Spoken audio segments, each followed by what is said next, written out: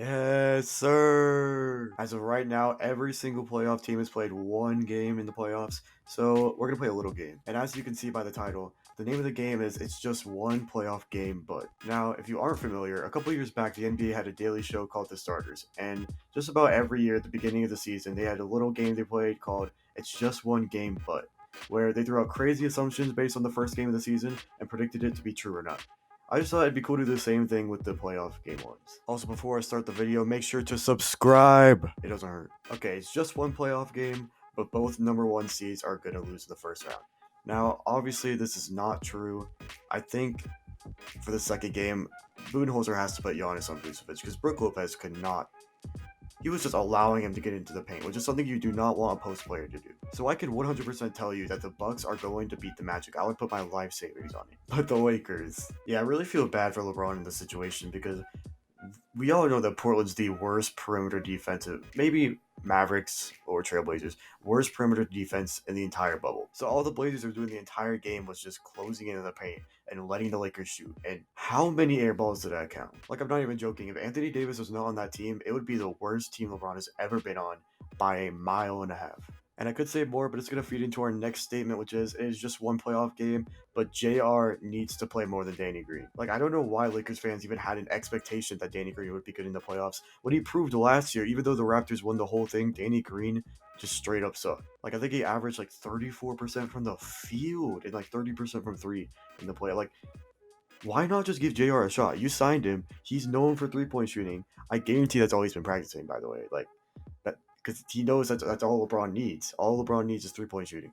JR will hit those. Just don't play him in the last couple of minutes. Next up is just one playoff game, but the Thunder have no chance. And this is something I 100% agree with. The thing about the Rockets is that they have two weaknesses: rebounding and interior defense against someone who can just score in the post. And unfortunately, Steven Adams is not that guy who can score in the post. I'm sorry. Like, yes, the Thunder did out rebound the Rockets, but that is not enough to win a ball game. People do not want to admit this, and it's the Rockets have great perimeter defense, and the Thunder just look so like the defense looks so team oriented, where Chris Paul nor Shy are good on-ball defenders at all. They just play good team defense. When you go against someone who just ISOs the entire game, they're going to have no answer. The Rockets just won game one without Russell Westbrook. They're easily going to win this in six. And I say six because you're going to have some nights where the three-point shooting's off. This next one's been said for a while, but I'm just going to add the sentence in anyway.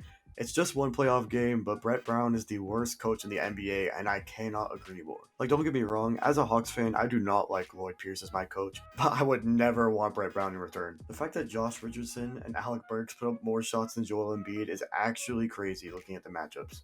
And it's not like he wasn't willing to shoot it, but he didn't get a single play where he was posted up and then passed the ball to.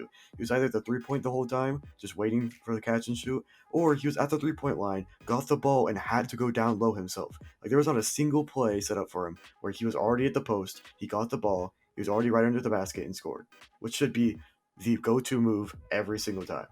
Okay, two more. It's just one playoff game, but the Mavericks could actually beat the Clippers in the first round.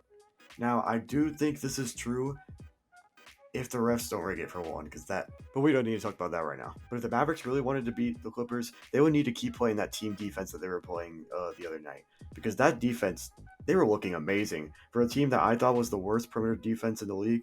They really stepped it up. But then when Porzingis was taken out, I feel like he was also like one of the main contributors to that defense. So if he gets taken out again, it's wraps. But also the Mavericks just need to pray that Kawhi or Paul George have a bad night, because if they're both on, they can't win that series. And lastly, it's just one playoff game, but Donovan Mitchell needs to leave Utah as soon as this playoff series is over. And I can't really agree more because they lost the game with Donovan Mitchell dropping 57 points and so many players having a bad game on Denver. Like, Paul Millsap was just shooting awful. Michael Porter Jr. couldn't hit a shot in the second half. Like, if half the Nuggets had a bad game and Donovan Mitchell still dropped 57 and they still lost, I think it's going to be a sweep. There's no way it is not a sweep because Donovan Mitchell cannot put up 57 points every single night. That's just asking way too much. And keep in mind, Jordan Clarkson is such a 50-50 player, which means he's either really on or really off. And if he was really on and the Jazz still lost, there's just no way. Like, Utah is just ruining Donovan Mitchell's potential. And that's going to be the end of the video. Now, I would say, oh, show no support and I'll do it again, but I mean, do you guys want to? It's just one game of the Western Conference semifinal. I don't know, but yeah, just if you enjoyed, like the video, share it.